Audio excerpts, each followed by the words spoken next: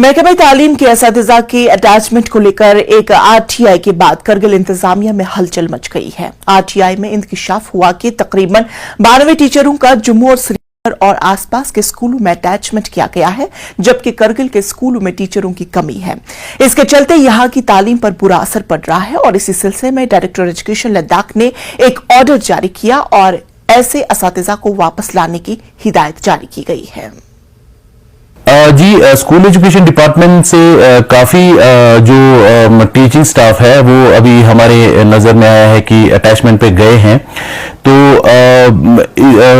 हमने जब वो आरटीआई आया तो हमने ये सारा सीओ से रिकॉर्ड मंगवाया कि कितने लोग कहाँ पे अटैच हैं, कब गए हैं, किसके ऑर्डर हैं, ये सारा हमने निकाल के एक कॉमन ऑर्डर, अभी हमने आपने देखा होगा कि हमने एक कॉमन ऑर्डर डायरेक्टरेट ऑफिस से सीओ करगिल को किया है कि जितने भी अटैचमेंट हैं उन सबको, खासकर अब हमने ये देखा है कि बहुत सारे अटैचमेंट यूटी के बाहर है, हॉस्टल्स जो काउंसिल चलाते हैं उसमें हैं और दो तीन officers CO chief education office Srinagar में भी हैं। तो कुछ स्कूल एजुकेशन डिपार्टमेंट के बाहर भी अटैच्ड हैं। तो हमने एक कॉमन ऑर्डर निकाला है, चीफ एजुकेशन ऑफिसर को ये हमने इंस्ट्रक्शन दिया है कि ऐसे जितने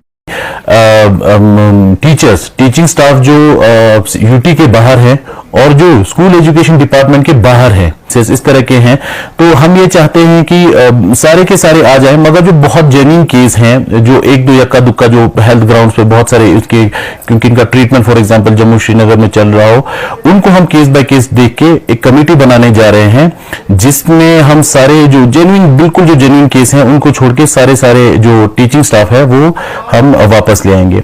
जहां तक लेह का सवाल है, लेह में जो मेरे पास डेटा है उसमें टीचिंग स्टाफ में कोई भी एक दो को छोड़ के 30 टोटल हमारे पास, जो मेरे पास डेटा है जो अटैच है वो नॉन टीचिंग स्टाफ का है। नॉन टीचिंग स्टाफ ऑब्वियसली क्योंकि एडमिनिस्ट्रेशन को भी सेक्रेटेरिएट लेवल पे मैन पावर की जरूरत है, तो स्कूल एजुकेशन डिपार्टमेंट और बाकी डिपार्टमेंट से भी नॉन टीचिंग स्टाफ जो है डिप्यूटेड होते हैं।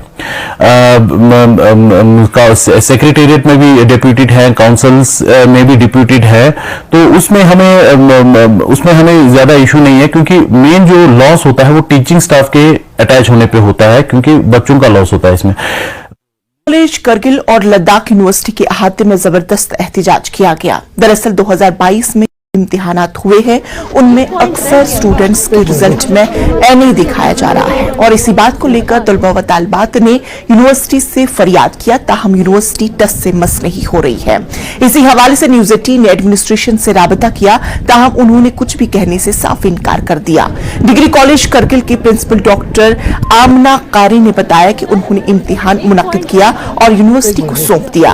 लद्दाख यूनिवर्सिटी और डिग्री कॉलेज के बीच में सैकड़ों उम्मीदवारों का नतीजा बंद रहना और उनकी जिंदगी से खेलना एक लम्हे फिक्रिया है।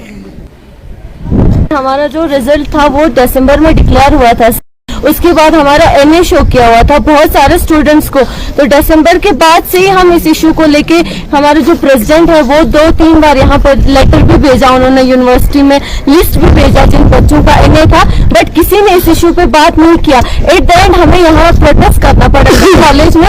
जब हमने कॉलेज में प्रोटेस्ट किया तो प्रिंसिपल मैम ने कहा कि हमने ये कॉलेज से सारे ये भेज दिए हैं, यूनिवर्सिटी वालों ने नहीं देखा है, तो आप यूनिवर्सिटी में जाके प्रोटेस्ट करो। फिर हम सारे बच्चे जब यहाँ यूनिवर्सिटी में आए तो यूनिवर्सिटी वालों ने बोला कि आपकी कॉलेज की गलती थी, हमने कुछ नहीं किया है। तो यूनिवर्सिटी वाले बोल रहे कॉलेज का मिस्टेक है, कॉलेज वाले बोल रहे यूनिवर्सिटी है, तो बीच में हम बच्चे सफर कर रहे हैं। सर, ये स्टूडेंट्स का रिजल्ट निकला था 5th सेमेस्टर और 3rd सेमेस्टर के।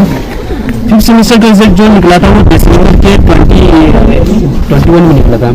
तो उसके बाद से हम जितने भी स्टूडेंट्स का कर रहा था वो हमने बाकायदा कॉलेज को लिस्ट बना के दिया था, कन्वीनर को, एग्जामिनेशन कन्वीनर को। तो उसके थ्रू जो लिस्ट है वो फॉरवर्ड हुआ था यूनिवर्सिटी को।